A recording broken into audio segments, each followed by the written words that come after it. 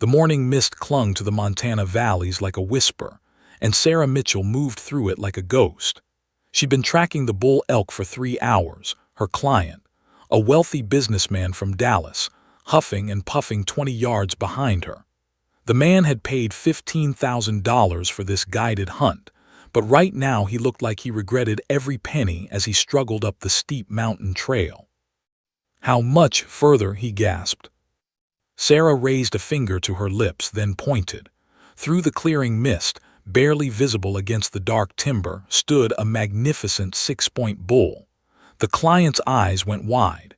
The elk was at least 1,400 yards away, nearly a mile.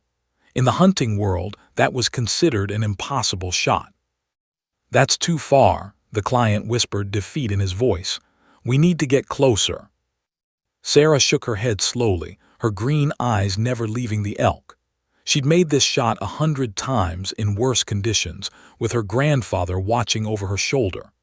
The old man had taught her everything: how to read the wind by watching the aspen leaves, how to account for altitude and temperature, how to become one with the rifle until the shot was just an extension of her will. "Trust me," she said quietly, settling into position behind a fallen log. She pulled her grandfather's custom rifle from its case, a beautiful Remington 700 that had been in her family for 3 generations. The weapon was worn in all the right places, the stock shaped perfectly to her shoulder from years of use. Sarah pressed her cheek against the cool wood and looked through the scope. The world narrowed. The client's nervous breathing faded. The wind became a language she could read. She calculated everything in seconds: windage, elevation, the slight upward angle, even the rotation of the earth at this distance. Her finger rested gently on the trigger. Breathe in, breathe out. Halfway between breaths, the world stops. The rifle cracked. For a moment, nothing happened. Then, 1,400 yards away, the elk dropped instantly, dead before it hit the ground. A perfect heart shot. The client just stared, his mouth hanging open. That's impossible. Lady, that's inhuman. I've been hunting for 30 years and I've never seen anything like that." Sarah smiled quietly, a small, private smile that didn't quite reach her eyes. She lowered the rifle and began the process of making it safe. "My grandfather made this shot when he was 73. I've been practicing since I was 8 years old. These mountains don't keep secrets from those who know how to listen." She was being modest. At 28, Sarah Mitchell was something special, not just in Montana but anywhere. 3-time state shooting champion, holder of multiple long-range shooting records. She could call wind at distances that made professional military snipers shake their heads in disbelief. Hunting guides from 3 counties sent her their most difficult clients because they knew she'd deliver. But Sarah didn't think of herself as extraordinary. This was just life. The mountains, the rifle, the solitude, it was all she'd ever known. Her father had been a guide, her grandfather before him. The Mitchell family had worked these ranges for 80 years, and the land had shaped them into something rare and valuable. As they field-dressed the elk and prepared it for transport, the client couldn't stop talking. "You could be famous, you know. Competition shooting, maybe even the Olympics. Why stay out here in the middle of nowhere?" Sarah looked around at the towering peaks, the endless sky, the wilderness that had raised her. "This is home. Why would I leave?" That evening, back at the small cabin she shared with her father, Sarah cleaned her rifle with the same meditative care her grandfather had taught her. Each motion was practiced, ritualistic. Oil on the bolt, patches through the barrel, check the scope mounts. The weapon was an extension of herself, and she cared for it like a sacred object. Her phone buzzed on the workbench. She ignored it, focused on her work. It buzzed again, then it rang. Sarah's father appeared in the doorway, his weathered face suddenly gray. He was holding his own phone, and his hands were shaking. "Sarah," he said, his voice cracking, "you need to answer that." She picked up the phone with oil still on her fingers. "Hello. Is this Sarah Mitchell, sister of Lance Corporal Jake Mitchell? United States Marine Corps. The world tilted. Sarah gripped the workbench to steady herself. Yes, what's happened? Ma'am, I'm calling from Marine Corps Base Camp Pendleton. I regret to inform you that your brother was killed in action yesterday during operations in Kunar Province, Afghanistan. On behalf of the Commandant and the entire Marine Corps, I extend our deepest condolences. The rest of the words became noise. Sarah's legs gave out and she slid down the wall to sit on the floor, the phone pressed against her ear. Her baby brother, the kid who used to follow her around the ranch, begging her to teach him to shoot. The young Marine who called every week to tell her about his unit, about the mountains in Afghanistan that reminded him of home, about how he couldn't wait to come back and hunt elk with her again. Gone. Her father was crying, something she'd only seen twice in her life, once when her mother died and once when her grandfather passed. Now Jake. Their family was getting smaller and the silence in the cabin was deafening. Sarah sat on that floor for 3 hours, holding her grandfather's rifle, staring at nothing. The weapon that had brought her such joy, such purpose, suddenly felt different in her hands. It was no longer just a tool for hunting or competition. It was a weapon. And somewhere in the grief that threatened to drown her, a terrible purpose was being born. Jake had died in mountains, killed by someone who knew those peaks and valleys the same way she knew Montana, someone who used precision and patience to take lives instead of game. In that moment, Sarah Mitchell's ordinary life ended. What came next would be extraordinary, terrible, and necessary, but she didn't know that yet. All she knew was that her brother was dead and the world had just become a much darker place. Outside, the Montana night fell across the mountains, cold and absolute. The funeral was held on a gray Thursday morning that matched Sarah's soul. Dover Air Force Base, Delaware, a place she'd never wanted to visit. This was where they brought the fallen home, where flag-draped caskets rolled off cargo planes while families collapsed in grief. Sarah stood rigid in a black dress she'd bought the day before, watching the honor guard carry her brother's casket with mechanical precision. Her father stood beside her, aged 10 years in a week. Behind them, Jake's friends from high school shifted uncomfortably in their civilian clothes, not knowing what to say to the sister of a war hero. But it was the Marines who held Sarah's attention. 12 of them, most from Jake's unit, standing at parade rest in their dress blues. They looked impossibly young, boys playing at being men, except their eyes told different stories. These eyes had seen things that turned boys into ghosts. The service was a blur of speeches and rituals. Gave his life for his country. Died with honor. Beloved son and brother. Words that meant everything and nothing. They lowered Jake into the ground with a 21-gun salute that made Sarah flinch with each volley. When they handed her the folded flag, she clutched it to her chest and felt something inside her crack completely open. Afterward, at the reception held in a nearby VFW hall, the Marines approached her one by one. They introduced themselves with firm handshakes and careful eyes, each one offering condolences that sounded rehearsed because they'd said them too many times before. Then Corporal David Martinez sat down beside her. Unlike the others, he didn't offer pleasantries. He just sat there, staring at his hands, his jaw working like he was chewing words he couldn't quite swallow. "You're Sarah," he finally said. "Jake talked about you constantly, said you were the best shot he'd ever seen, better than any Marine he knew." Sarah's throat tightened. He exaggerated. "No, ma'am, he didn't." Martinez turned to face her and Sarah saw something raw in his expression. "He showed us videos. You hitting targets at distances we couldn't believe. He was so damn proud of you." Silence stretched between them. Sarah could feel something terrible coming, like the pressure drop before a storm. "I need to tell you what happened," Martinez said quietly. "Not the official version, the real version." Sarah's hands clenched around the flag in her lap. "Tell me." Martinez took a shaky breath. We were on patrol in the Kunar province mountain country, terrain like nothing you've ever seen, peaks and valleys that go on forever. Our mission was to clear a village where Taliban fighters had been spotted. He paused, his voice dropping.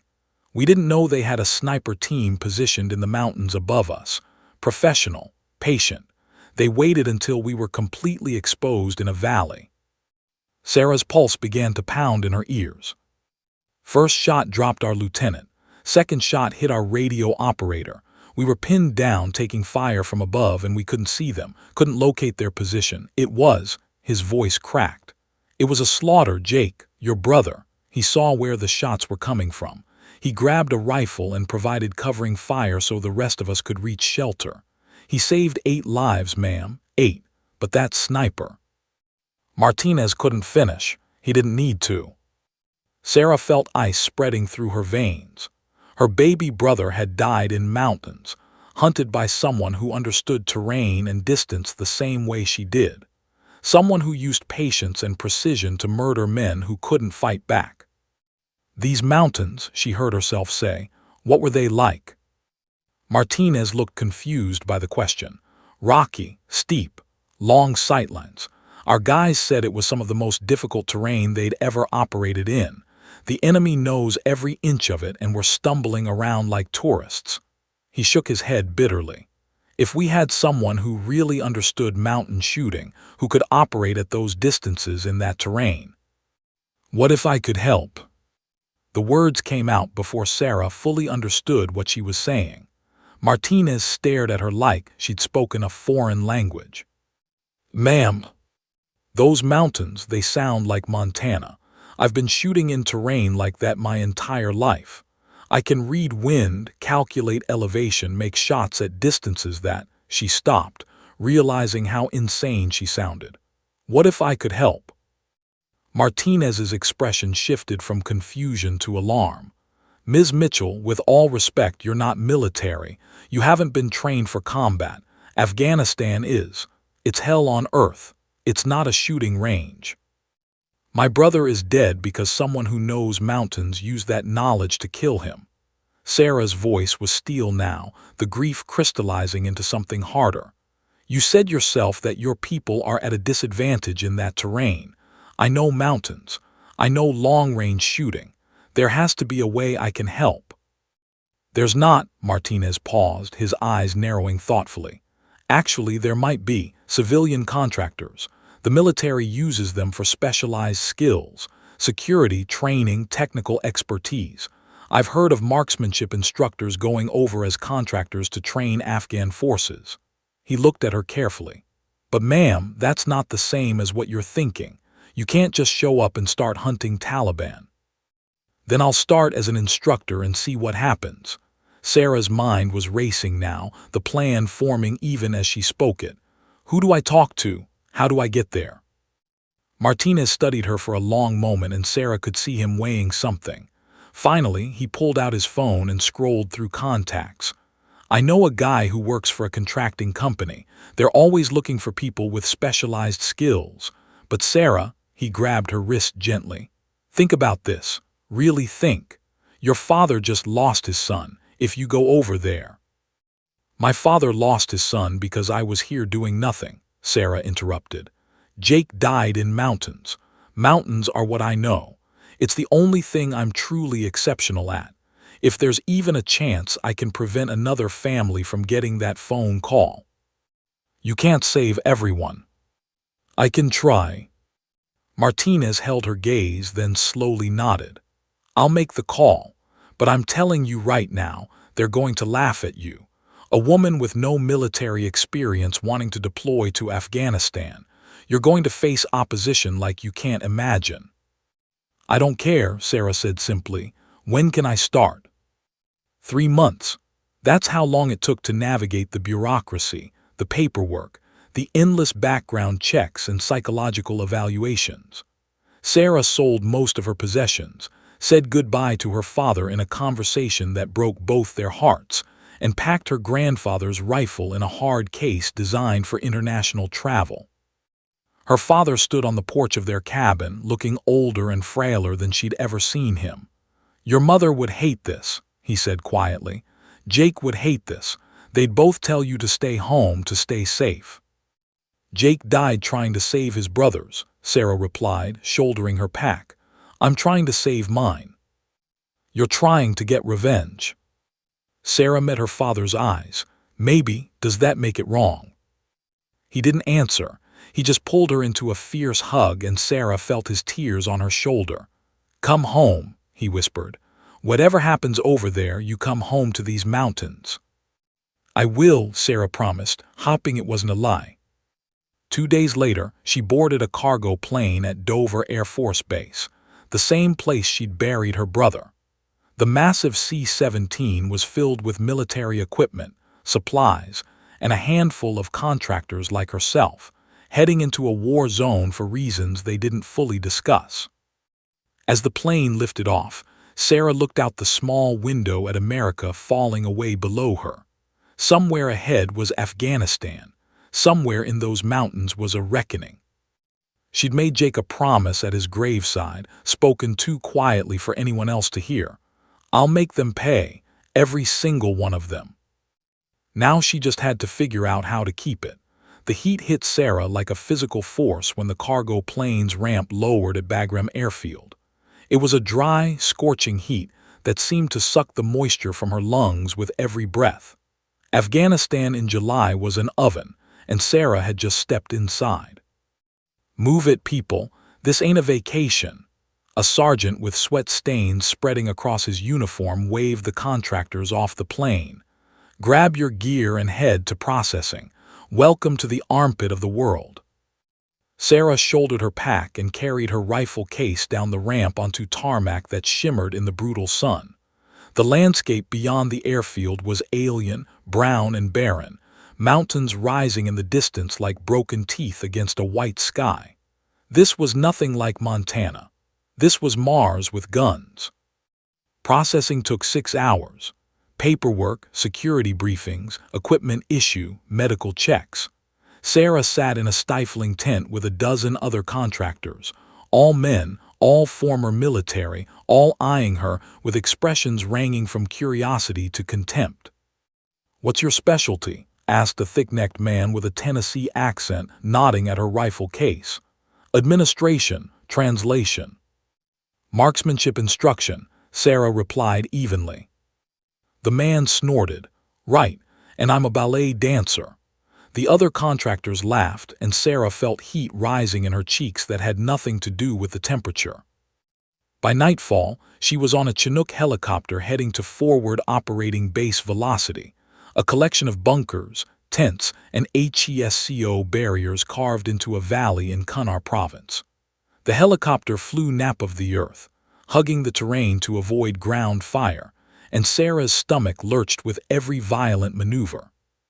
She caught glimpses of the landscape below in the fading light, villages clinging to mountainsides, narrow valleys, peaks that soared into the darkening sky.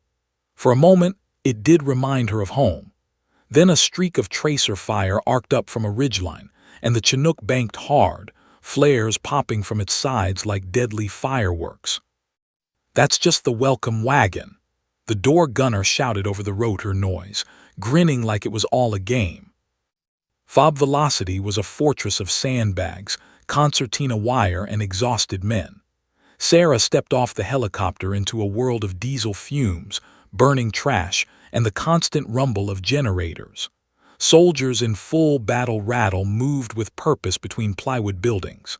Everyone looked tired, wary, and hard. The base commander, a lieutenant colonel named Hendricks, barely glanced up when she reported to his office. "Mitchell Sarah, marksmanship contractor." He shuffled through papers without looking at her. "Yeah, we requested someone 3 months ago. Expected a former Marine Scout sniper, maybe Army Special Forces. What we got was..." He finally looked up, his expression souring when he saw her. "A civilian woman with a hunting rifle." "Sir, my qualifications." "I don't care about your qualifications, Ms. Mitchell. I care about not getting my people killed." He tossed a folder at her. "You're assigned to Compound 3, contractor quarters. Report to Sergeant Billings for assignment. Dismissed." Sarah wanted to argue, to show him her shooting records, to explain that she was as good as any military sniper. But the colonel had already turned away, and she understood that here she was nothing. No rank, no credentials that mattered, just another contractor taking up space. Compound 3 was a collection of containerized housing units, modified shipping containers turned into cramped living spaces. The other contractors were gathered outside, smoking and talking. When Sarah approached, the conversation died. "You lost, sweetheart." A man with a shaved head and scars on his forearms leaned against a container, his eyes crawling over her. "Kitchen staff is in Compound 7. "I'm assigned here," Sarah said, showing her paperwork. "Sarah Mitchell, marksmanship contractor." The man's laugh was ugly. "Are you kidding me? Barbie here is supposed to teach shooting." He turned to the others. "This is what happens when the military goes politically correct. They send us hunting guides while we're getting shot at by real fighters." Sarah felt every eye on her, felt the weight of their skepticism and hostility. She wanted to shrink away, to prove she wasn't a threat to their masculine space. But she thought of Jake, of the promise she'd made at his grave. "I can outshoot every man here," she said quietly. The laughter that followed was harsh and dismissive. "Sure you can, honey, sure you can." The next 2 weeks were a special kind of hell. Sergeant Billings, a career soldier with a grudge against contractors in general and her in particular, assigned her to every menial task he could think of. Kitchen duty, filling sandbags, inventorying supplies in stifling storage containers, anything to avoid acknowledging her actual skills. The male contractors treated her like a mascot or a joke. They made crude comments just loud enough for her to hear. They accidentally bumped into her. They laughed when she struggled with equipment she'd never been trained to use. Sarah endured it all with gritted teeth, refusing to give them the satisfaction of seeing her quit. At night, alone in her container, she cleaned her grandfather's rifle and fought back tears of frustration. She'd come 8,000 miles to honor her brother's memory, and she was scrubbing pots while soldiers died in the mountains. Then came the morning that changed everything. Captain Tors, the officer in charge of training Afghan National Army forces, was struggling. His marksmanship instructor had been wounded in an IED attack, and he needed someone to run a qualification course for 30 Afghan soldiers. In desperation, he asked Sergeant Billings if anyone was available. "Well," Billings said with a smirk, "we've got Mitchell. She claims to know something about shooting." Tors looked skeptical when he saw Sarah, but he was out of options. "Fine. Range is hot in 30 minutes. Think you can handle basic rifle instruction?" "Yes, sir," Sarah said, her heart pounding. The shooting range was a cleared area backed by a massive dirt berm, with targets set from 100 to 600 yards. The Afghan soldiers stood in loose formation, their weapons handling casual to the point of being dangerous. They looked at Sarah with open confusion. In their culture, women didn't teach men, especially not about weapons. Captain Tors handed her a microphone connected to speakers. "Show them the fundamentals. Shooting positions, sight picture, trigger control. Keep it simple." Sarah took a breath and picked up a demonstration rifle. "Gentlemen, effective marksmanship requires 3 things: a stable position, proper breathing, and smooth trigger press. Let me show you." She dropped into a prone position, the rifle settling into her shoulder like it was coming home. The target was at 600 yards, a man-sized silhouette that the Afghan soldiers had been struggling to hit all morning. She could feel dozens of eyes on her, could sense the skepticism radiating from Tors and the American soldiers supervising the range. She fired 5 rounds in 8 seconds. When they checked the target, all 5 shots were clustered in the chest area within a space the size of a fist. The Afghan soldiers erupted in excited chatter. Tors' jaw dropped. "Get me a target at maximum range," Sarah said quietly. They set a target at 1,000 yards, the absolute limit of the range. Sarah made a show of checking wind flags, judging the heat shimmer, calculating the holdover. Then she fired 3 rounds. 3 hits, center mass. The range went silent.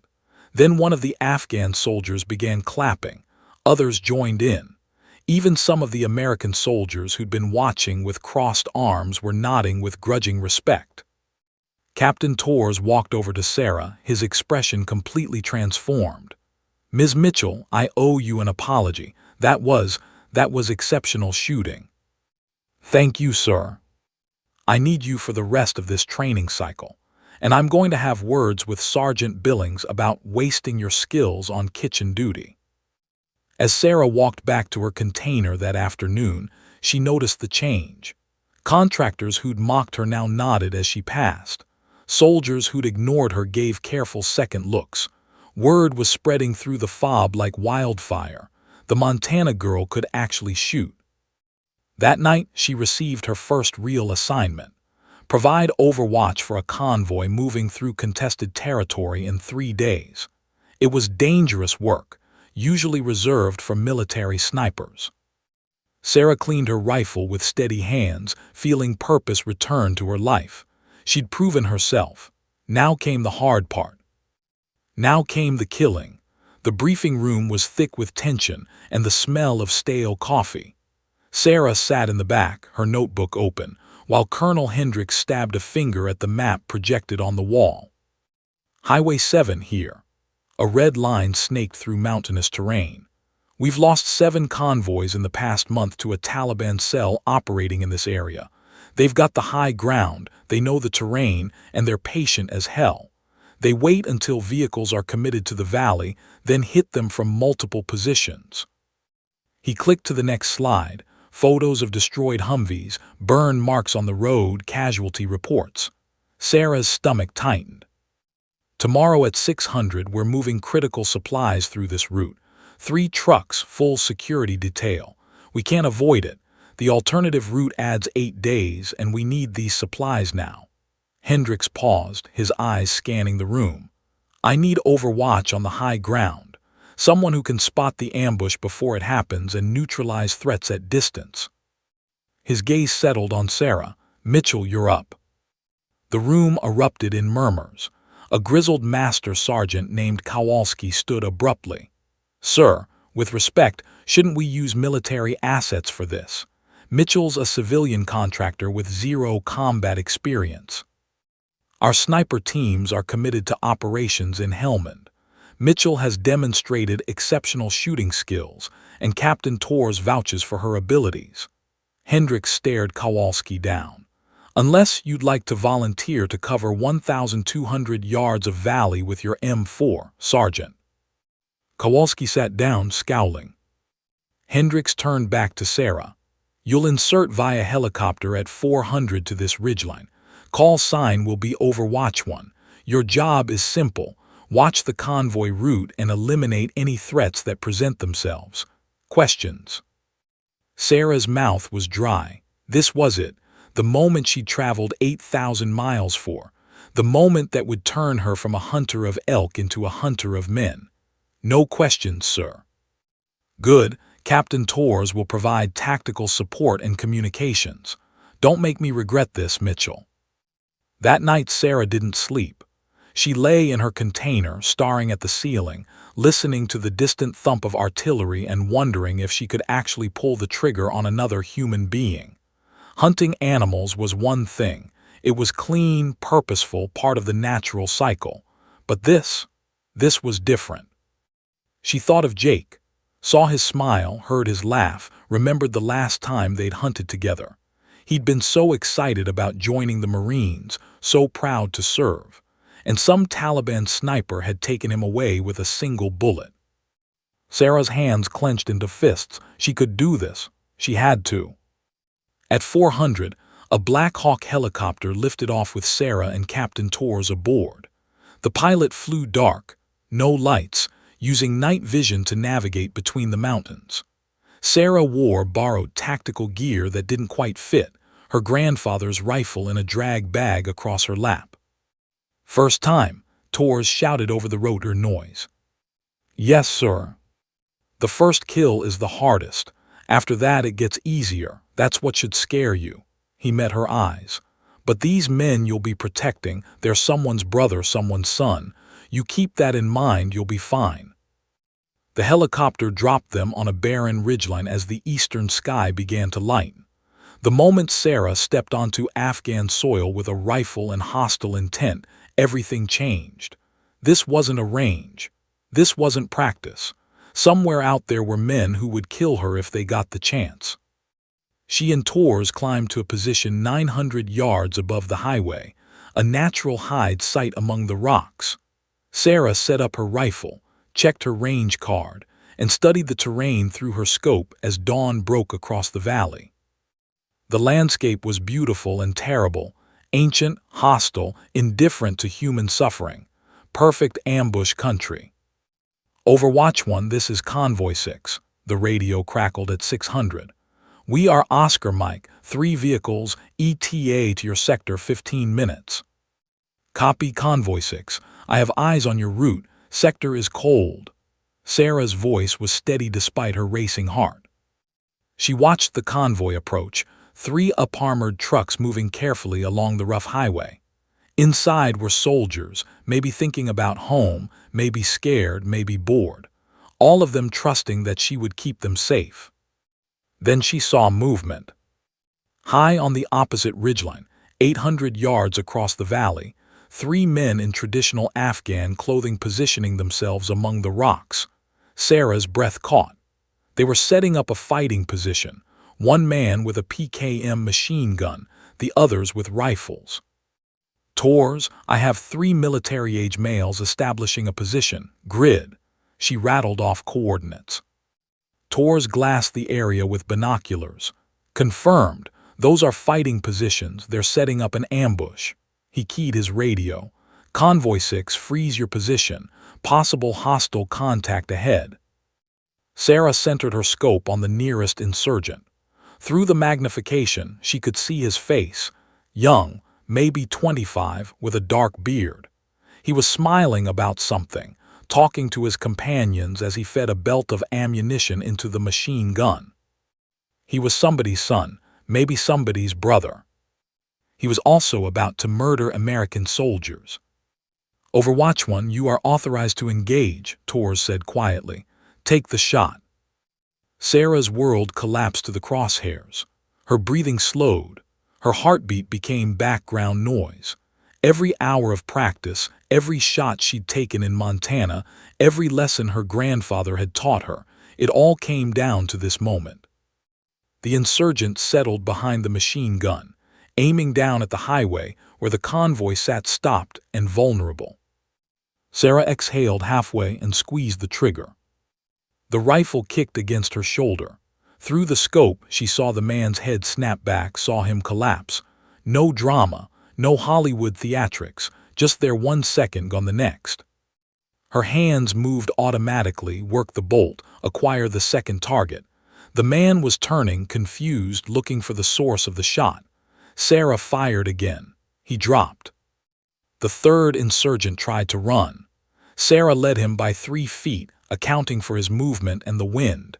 Fired. He tumbled down the rocky slope and didn't move. Silence. Targets down, Tors confirmed through his binoculars.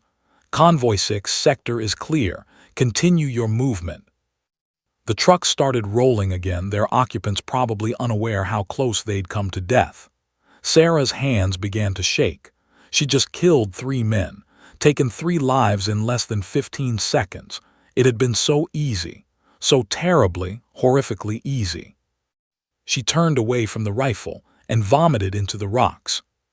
Tors handed her a water bottle without comment. First time's always rough. You saved those soldiers down there, Mitchell. Maybe 15, 20 lives. That machine gun would have shredded them. Sarah wiped her mouth, her whole body trembling. I saw his face. He was smiling. He was about to kill Americans. You did your job. Does it always feel like this? Tors was quiet for a long moment. If it stops feeling like this, that's when you need to worry. The day you can kill without feeling it is the day you've lost something important. He squeezed her shoulder. But you can't let it paralyze you. There will be other convoys, other threats. You did good today. The flight back to the FOB was a blur. Sarah sat in the helicopter, her rifle across her lap, staring at nothing. She'd crossed a line that couldn't be uncrossed. She was no longer Sarah Mitchell, hunting guide from Montana. She was something else now, something harder, something necessary. When they landed, Colonel Hendricks was waiting. The convoy commander radioed ahead, said you saved his entire unit. He extended his hand. Outstanding work, Mitchell. Sarah shook his hand mechanically. Thank you, sir.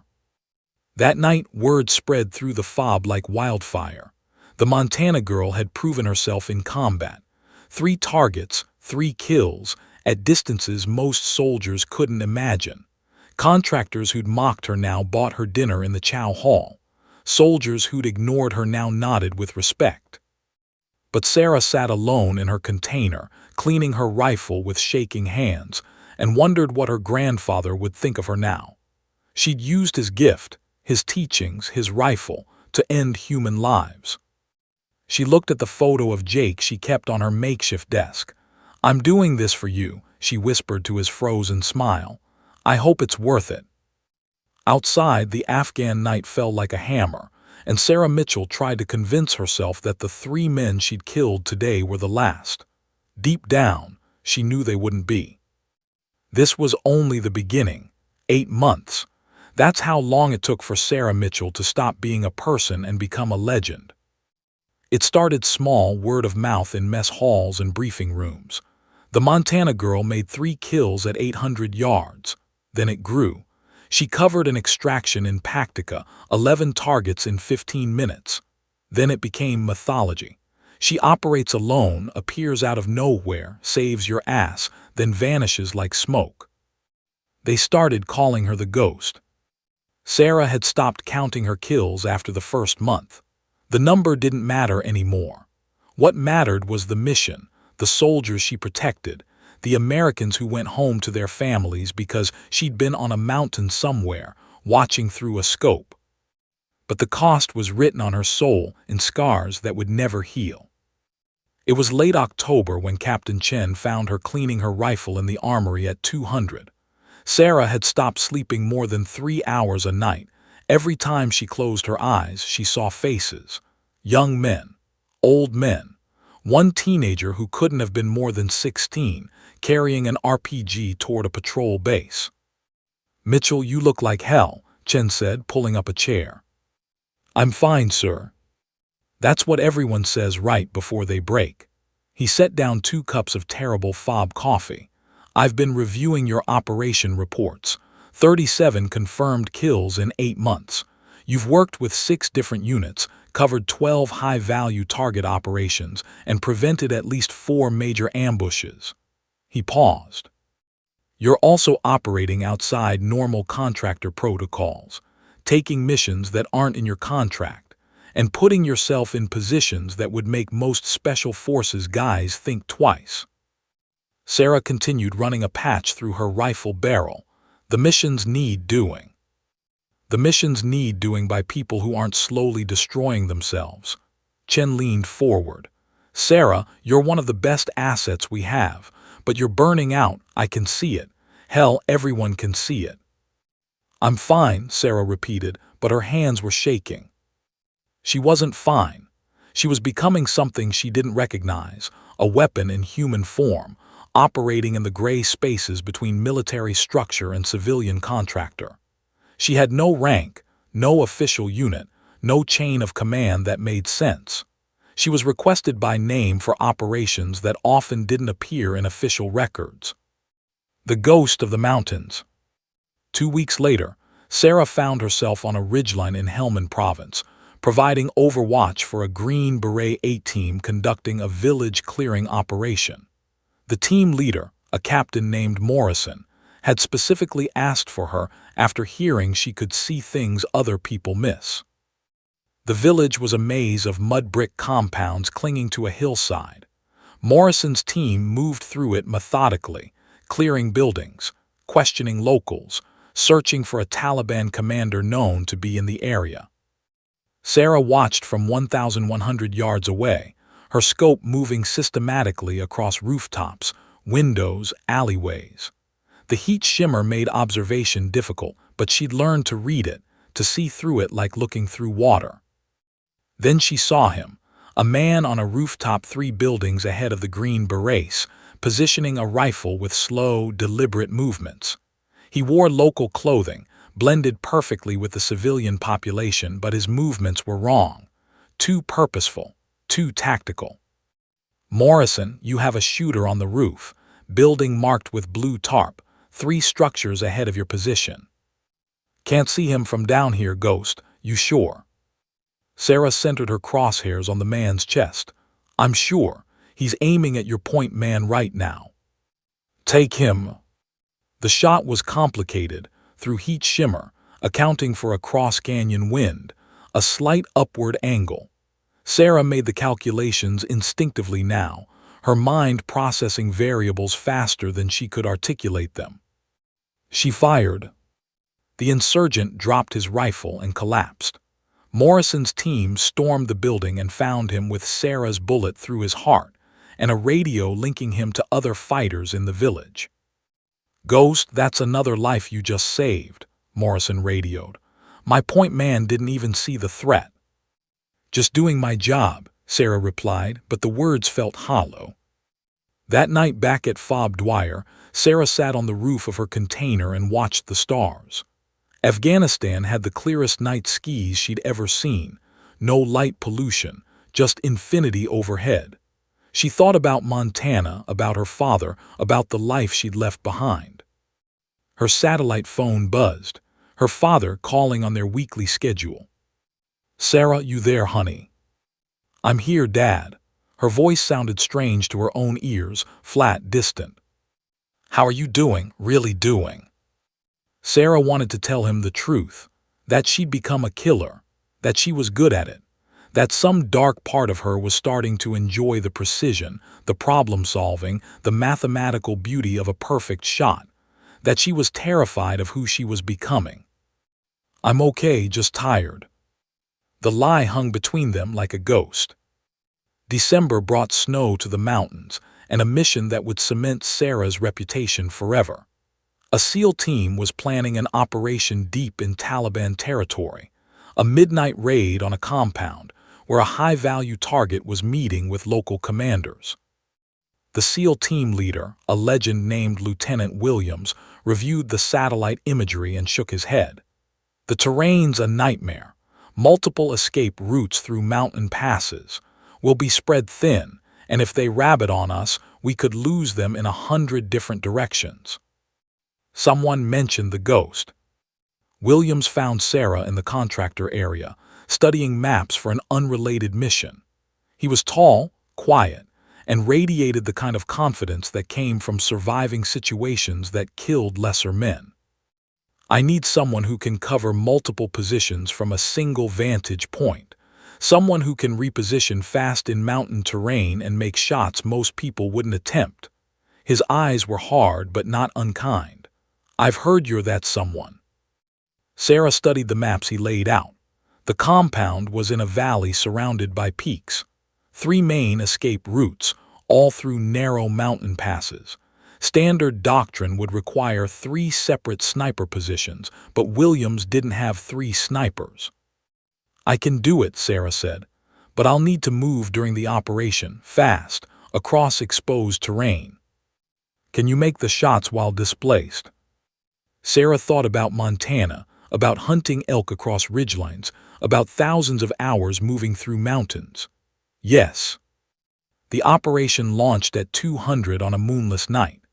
Sarah positioned herself on a peak overlooking the target compound, her rifle zeroed for the distances she'd calculated. Below, the SEALs moved like shadows, breaching the compound with explosive charges that lit up the valley. Chaos erupted. The target and his guards fled through the eastern pass, exactly where Sarah had predicted. She tracked the lead runner through her scope, led him by 5 feet to account for his sprint, and fired. He dropped. Two guards split off, heading for different passes. Sarah grabbed her rifle and ran, a dead sprint across a knife-edge ridge that would have killed most people if they'd slipped. She reached a new position in 40 seconds, dropped prone, and acquired the first guard in her scope. Fire down. The second guard had almost reached cover. Sarah controlled her breathing, calculated wind and distance while her heart hammered from the sprint. Fired. The guard stumbled and fell. Ghost targets neutralized. Williams's voice was tight with adrenaline. 3 down, primary target secure. The entire sequence had taken 90 seconds. When the SEALs extracted with their prisoner, Williams found Sarah packing her gear in the darkness. He didn't say anything for a long moment. Then he extended his hand. "That was the finest shooting I've ever witnessed. Thank you." Sarah shook his hand, feeling the calluses of another professional, another person who lived in the space between civilization and violence. "Just doing my job." "No," Williams said seriously. "That was way beyond the job, that was art." Art, Sarah thought about that word as she flew back to base. Was killing art when it was done with precision and skill? Was she an artist or just a very efficient killer? She didn't have an answer.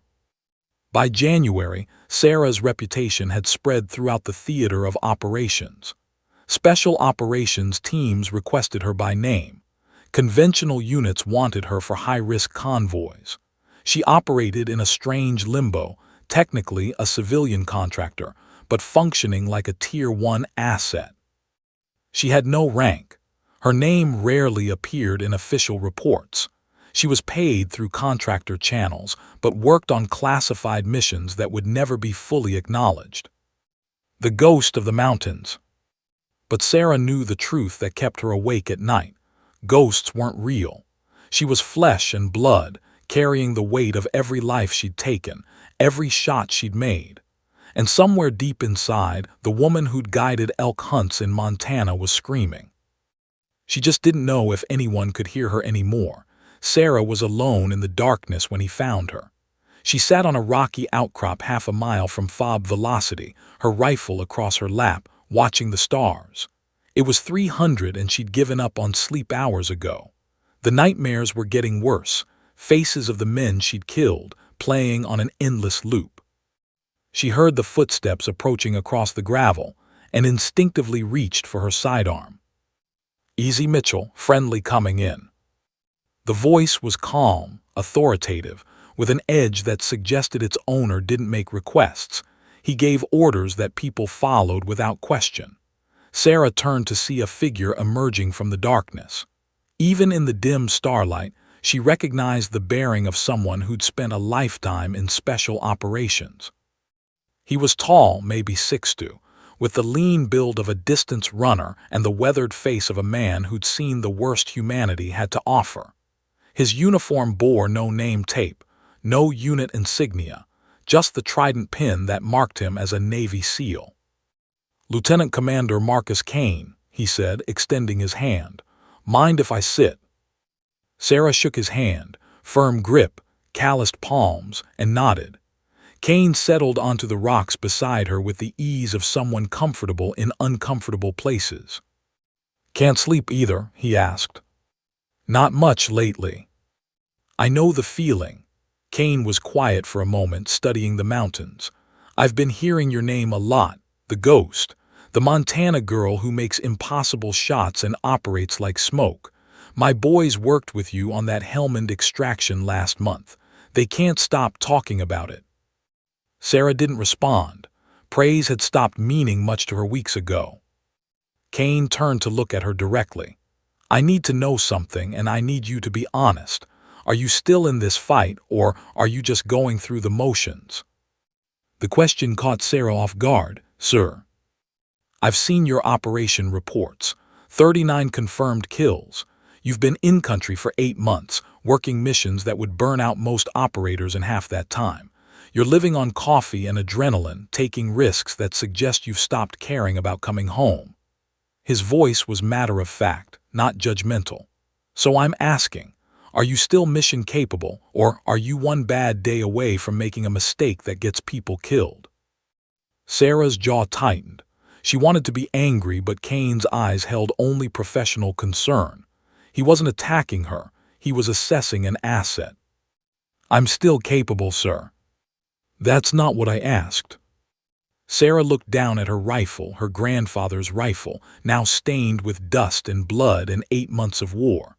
My brother was killed by a Taliban sniper. I came here to make sure other families didn't get that phone call. I've done that job well. Whether I'm destroying myself in the process, she shrugged, doesn't seem particularly relevant. Kane was silent for a long moment. It's relevant to me, because I'm about to ask you to do something exceptionally dangerous, and I need to know you'll come back from it. He pulled out a folder and opened it on the rock between them. Even in the darkness, Sarah could make out satellite imagery and tactical maps. High-value target, Taliban commander named Razak Khan. He's personally responsible for at least 40 American deaths, including the ambush that killed your brother. Sarah's breath caught. Kane noticed but continued. Intelligence puts him at a compound in the Korangal Valley for a meeting with regional commanders. It's a one-time opportunity. If we don't hit him now, he'll disappear for months. Kane's finger traced the map. The compound is in a valley surrounded by mountains, multiple escape routes, all through narrow passes, terrain that's a nightmare to operate in. Sarah studied the imagery with professional interest. The valley was a tactical horror show, high ground on all sides, 100 places for ambushes, terrain that favored defenders. My team will breach the compound at dawn, fast and violent, but Khan is smart. He'll have escape routes planned, and the moment he hears gunfire, he'll rabbit. Kane looked at her. I need someone who can cover 3 different mountain passes simultaneously. Someone who understands mountain terrain well enough to predict where he'll go and reposition faster than anyone thinks possible. You need 3 snipers for that coverage, Sarah said. I have one, you. Kane's expression was intense. I've seen your work, Mitchell. You move through mountains like you were born to them. You make shots that most trained snipers wouldn't attempt. And you think tactically. You don't just shoot targets, you solve problems. Sarah's mind was already working through the geometry. 3 passes, varying distances from 900 to 1,500 yards. She'd need to be able to sprint between positions across exposed ridgelines, make cold-bore shots after physical exertion, operate in terrain she'd never seen before. It was insane. It was also exactly the kind of problem her grandfather had trained her for her entire life. What about your command? She asked. I'm a civilian contractor. They'll never approve this. They don't need to approve what they don't officially know about. Kane's smile was cold. This operation is black, off the books, the kind that doesn't get written up in after-action reports. You'd be a local asset if anyone asks. No rank, no official recognition, just results. Why me? You must have military snipers available. Because my snipers are trained for urban combat and desert operations. You're trained for mountains. There's a difference. Kane leaned closer. And because everyone who's worked with you says the same thing, you care about the mission more than yourself. You'll do whatever it takes to protect the team. That's what I need. Sarah thought about Razak Khan, about the men he'd killed, about Jake dying in a valley while a sniper hunted him from the mountains. This was what she'd come for. This was the moment her 8 months of blood and nightmares had been preparing her for. When? She asked. 48 hours. We insert by helicopter at 400, hit the compound at first light. Kane pulled out additional maps. I need you to study this terrain, pick your positions, calculate your shots. Tomorrow at 1600 you'll brief my team on your plan. They need to trust you, and that means you need to know this operation cold. He stood, preparing to leave, then turned back. Mitchell, this is going to be ugly. Khan will have guards, probably a lot of them. The terrain is unforgiving. If something goes wrong, and something always goes wrong, You'll be alone on that mountain with no support and a valley full of enemy fighters who want you dead." "I understand, sir." "Do you?" Kane's eyes searched her face. "Because I need you to come back from this. Not just because you're valuable, but because," he paused, "you remind me of someone I knew. Another shooter who was brilliant and broken and determined to die for the right cause. He didn't make it home. I'd prefer you do." Sarah felt unexpected emotion tighten her throat. In 8 months, no one had talked to her like she was a person rather than a weapon. "I'll come back," she said, hoping it was true. Kane nodded and disappeared into the darkness, leaving Sarah alone with the maps and the stars and the weight of what was coming. She spent the rest of the night studying the terrain, memorizing distances, calculating angles. The compound sat in a valley shaped like a bowl, with 3 primary exits through mountain passes. If she positioned herself on the eastern ridge, she could cover 2 of the passes with a fast sprint between positions. The third pass would require faith that Khan would choose the route she predicted. As dawn broke across the mountains, Sarah felt something she hadn't felt in months, purpose without the crushing weight of grief. This wasn't just another mission. This was personal. This was the culmination of everything she'd become. She cleaned her rifle with ritual care, checking every component, ensuring every adjustment was perfect. In 48 hours, she would either prove that she belonged in this world of shadows and violence, or she would die trying. Either way, the ghost of the mountains was about to become something more. She was about to become the guardian angel that Marcus Kane believed she could be. And Razak Khan, the man who'd killed her brother, was about to discover that some debts are paid in blood. The Black Hawk helicopter cut through the darkness at 400, flying nap of the earth through the Korangal Valley. Sarah sat among 12 Navy SEALs, their faces painted, weapons ready, eyes distant with pre-mission focus. No one spoke. The only sounds were the rotors and the occasional crackle of radio checks. Commander Kane sat across from her, his expression unreadable. He'd spent the previous day walking her through every detail of the operation. His team had accepted her presence with professional reserve. She was an asset, a tool to be used, nothing more. The helicopter flared and Sarah jumped into the darkness with the SEALs, her boots hitting rocky ground. The bird lifted immediately, disappearing into the night sky. Suddenly the valley was silent except for the wind and her own thundering heartbeat. Kane's hand signal was simple: move. The team flowed across the terrain like water and Sarah broke off, climbing toward her primary position on the eastern ridge. She moved fast, using terrain masking, her rifle strapped across her back, her breathing controlled despite the altitude and exertion. She reached her position with 20 minutes to spare, a rocky outcrop 1,200 yards from the target compound, with clear sightlines to 2 of the 3 escape routes. Sarah set up her rifle, ranged the distances, marked her reference points. Everything was perfect. Below she could see the compound through her night vision, mud brick walls, several buildings, guards moving on patrol. Somewhere inside was Razak Khan, the man who'd orchestrated the ambush that killed Jake. "Overwatch radio check," Kane's voice whispered in her earpiece. "Overwatch set. I have eyes on target compound and exits Alpha and Bravo. Charlie exit is masked by terrain." "Copy, stand by." Sarah watched through her scope as the sky began to lighten. First light was in 15 minutes. That's when Kane's team would breach. She controlled her breathing, slowed her heart rate, became one with the rifle and the mountain. Then everything went to hell. A dog barked in the compound. Lights came on. Shouts in Pashto. Somehow, impossibly, they'd been detected early. "Compromise, compromise." Kane's voice was tight. "Execute now." Explosives blew the compound gate. SEALs poured through the breach, their rifles barking. Return fire erupted from multiple positions, more guards than intelligence had suggested, many more. Sarah tracked movement through her scope, looking for Khan. She saw guards, fighters, people running, but which one was the target? Then she saw him, a man in traditional Afghan dress, moving with authority, surrounded by bodyguards, heading straight for the Charlie exit, the one she couldn't cover from her current position. Kane, primary target moving to Charlie exit. I don't have the shot. Can you reposition?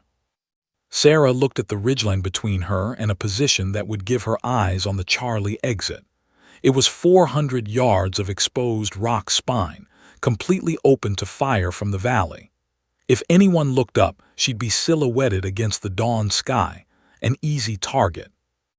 Below, she heard the distinctive crack of RPGs launching. The SEALs were in trouble. Every instinct screamed at her to stay in position, to stay safe. But she thought of Jake, thought of Kane trusting her, thought of 12 SEALs fighting for their lives while their target escaped. I'm moving, she said, already running. She sprinted across the ridgeline with her rifle clutched to her chest, rocks sliding under her boots, her lungs screaming in the thin air. Bullets snapped past her. Someone had seen her. She didn't slow down, couldn't slow down. She dove behind a boulder at the new position, her heart hammering, and immediately set up her rifle. Through her scope, she found Khan and his bodyguards moving through the pass, thinking they were safe. Range 1,350 yards, wind 8 mph from the east, upward angle 15 degrees. Sarah's breathing steadied automatically, years of training overriding her adrenaline. First shot had to count. Once she fired, they'd know where she was. She centered the crosshairs on Khan's chest and squeezed. The rifle bucked. Through the scope, she saw Khan stumble and fall. His bodyguards scattered, trying to locate the shooter. Sarah worked the bolt with mechanical precision. Second shot, lead bodyguard down. Third shot, the man trying to drag Khan to cover. Then the radio erupted with chaos. We're pinned, casualties, they've got us in a crossfire. Sarah swung her scope back toward the compound. The SEALs were trapped in a narrow alley between buildings, taking fire from 3 positions. She could see muzzle flashes from windows, from rooftops, from a doorway. The geometry was impossible. She'd have to engage multiple targets at different elevations and distances, all while the SEALs were danger close to the enemy positions. Time seemed to slow. Sarah's mind processed the tactical problem with crystalline clarity. Her grandfather's voice whispered in her memory, "When the stakes are highest, that's when you become most calm." She identified the priority threats and started shooting. Fourth shot, 1,150 yards, fighter in a second-story window. Down. Fifth shot, 1,220 yards, machine gunner on a rooftop. Down. Sixth shot, 1,100 yards, RPG gunner in a doorway. Down. Her hands moved like liquid, work the bolt, acquire target, calculate fire. No hesitation, no emotion, just precision. Seventh shot, another window, down. Eighth shot, a fighter trying to flank the SEALs, down. 90 seconds, 8 rounds, 8 kills. The enemy fire slackened, then stopped. The remaining fighters broke and ran, their morale shattered by an invisible enemy picking them off with surgical precision. Overwatch, what the hell was that? Kane's voice was awed. Sector clear. Primary target is down. You're clear to extract. Copy, coming to you. 20 minutes later, 2 Black Hawks touched down on Sarah's ridge. The SEALs emerged from one, carrying their wounded. Kane led them straight to where Sarah sat, her rifle across her lap, her hands finally starting to shake. The commander stopped in front of her. His face was streaked with dust and blood, not his own. His eyes were intense, unreadable. Then slowly, deliberately, Marcus Kane came to attention and rendered a perfect military salute. Sarah stared at him in shock. She was a civilian. She had no rank. This violated every protocol. Behind Kane, 12 Navy SEALs, some of the deadliest warriors on the planet, came to attention and saluted in unison. Sarah's eyes filled with tears. She tried to stand to return the salute properly, but her legs wouldn't cooperate. Kane held the salute for 5 full seconds, an eternity in military time. When he finally dropped his hand, he knelt beside her. "You saved my entire team. You made shots I wouldn't have believed possible if I hadn't seen the results. You risked your life sprinting across that ridge when you could have stayed safe." His voice was rough with emotion. "I've worked with the best operators in the world, Mitchell. You're one of them now." One of his SEALs, a massive man with a thick beard, stepped forward. "Ma'am, my name is Chief Petty Officer Ramirez.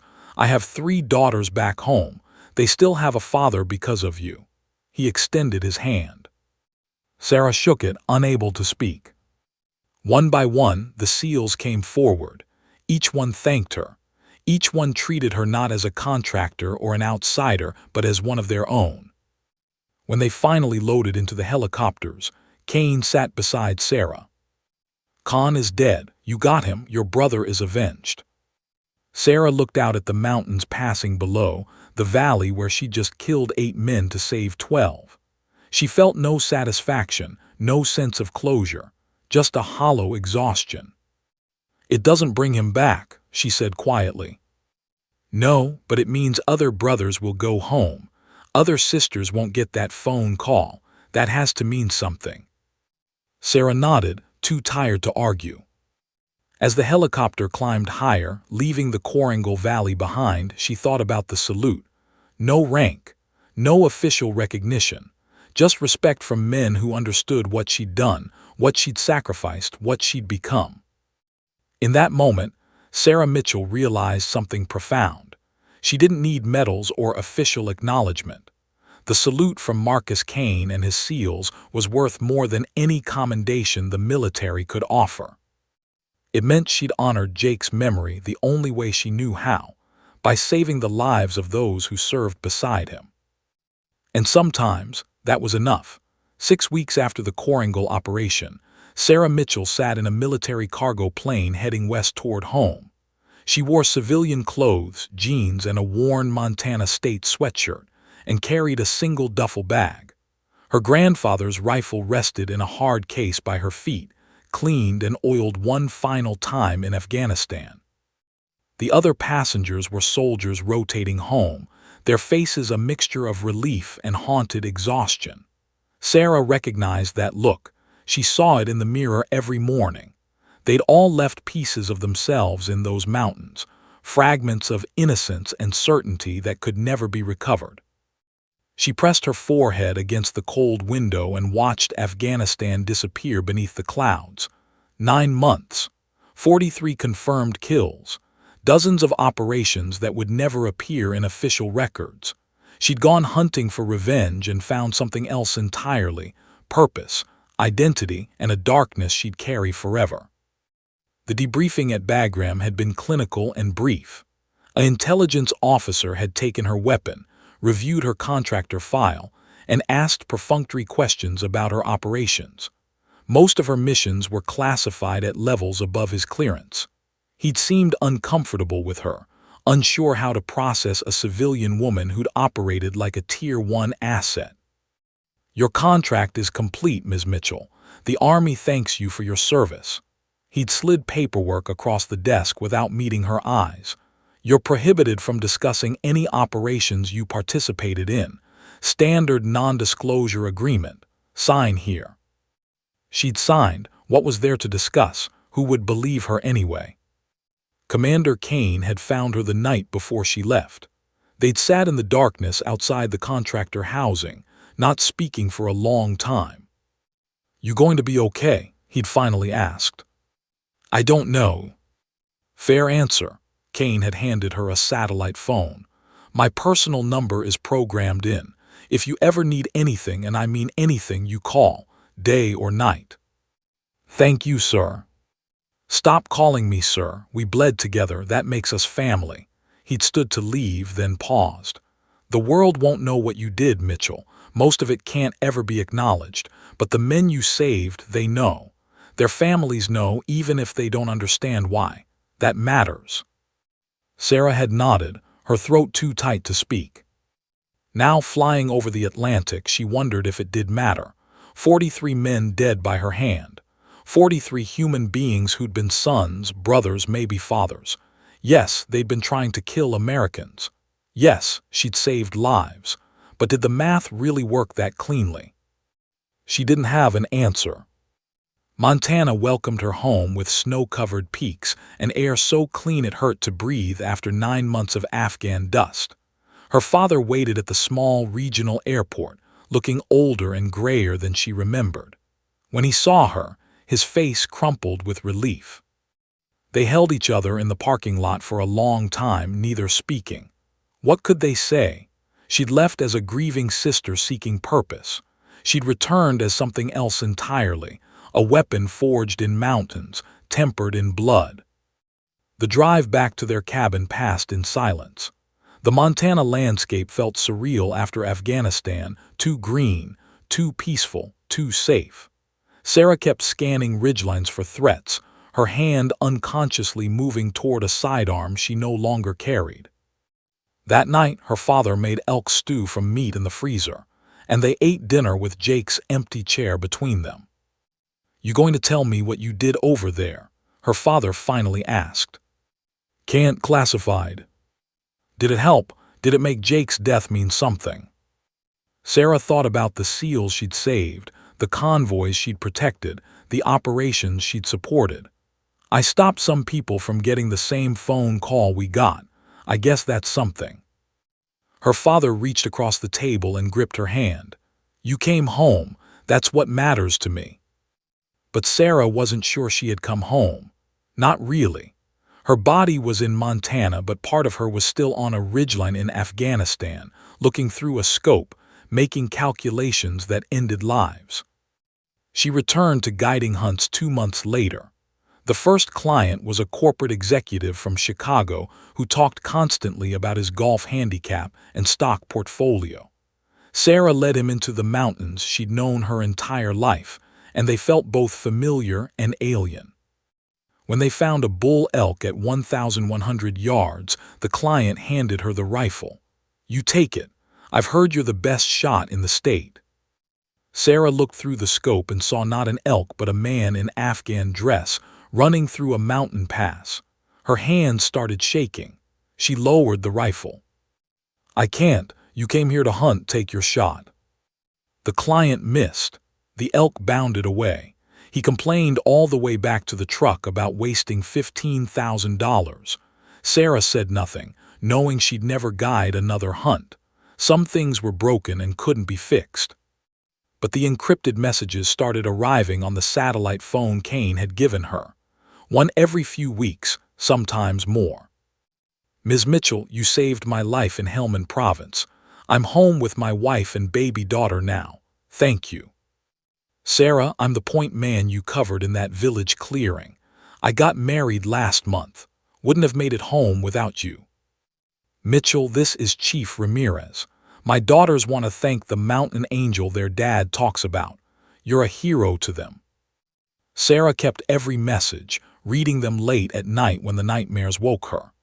They didn't erase the faces of the men she'd killed, but they reminded her that the math, however imperfect, did matter. 3 months after returning home, she received an email from a young woman in Texas. "My name is Elena Rodriguez. I'm 24 and I want to serve my country, but I don't fit the traditional military mold. I heard stories about a woman who operated in Afghanistan as a contractor, who saved lives without rank or recognition. I know you can't confirm anything, but if you are her, how did you do it? How did you find the courage?" Sarah stared at the message for an hour before responding. "Find your purpose. Know your capabilities. Don't let anyone tell you what you can't do. The path isn't easy and it will change you in ways you can't imagine. But if your cause is just and your skills are real, you can make a difference. Just understand that difference comes with a cost." More emails followed. Young women asking for advice, for inspiration, for permission to be extraordinary. Sarah answered them all carefully, never confirming what she'd done but offering what wisdom she could. She became a ghost again, but a different kind. In certain communities, among certain operators, her legend grew. The Montana Ghost, who'd made a SEAL commander salute a civilian. Stories got embellished, details changed, but the core truth remained. A woman with no rank had done extraordinary things in impossible places. A year after returning home, Sarah climbed to her favorite ridge at sunset and sat with her grandfather's rifle. She thought about Jake, about Cain and his SEALs, about the 43 men who died looking through her crosshairs. She would never receive a medal. Her name would never appear in history books. Most official records of her service were classified or didn't exist at all. No rank, no recognition, just whispered stories and encrypted thank you messages. Was it enough? Sarah watched the Montana sun set over the mountains that had made her who she was, both before Afghanistan and after. She thought about Elena Rodriguez and the other young women asking how to be brave. She thought about the families of the SEALs who'd come home because she'd been on a mountain somewhere, watching. She would carry the weight of those 43 deaths forever. The nightmares would never completely stop. She'd crossed lines that couldn't be uncrossed and become something she'd never imagined. But she'd also honored Jake's sacrifice in the only way that made sense to her. She'd turned grief into purpose, skill into protection, and darkness into a strange kind of light. Sarah stood and shouldered her rifle, not to hunt, but just to hold it to remember. The mountains stretched endlessly before her, ancient and indifferent and beautiful. She was home, changed, scarred, but home. And sometimes, in the quiet moments between memory and peace, that was enough.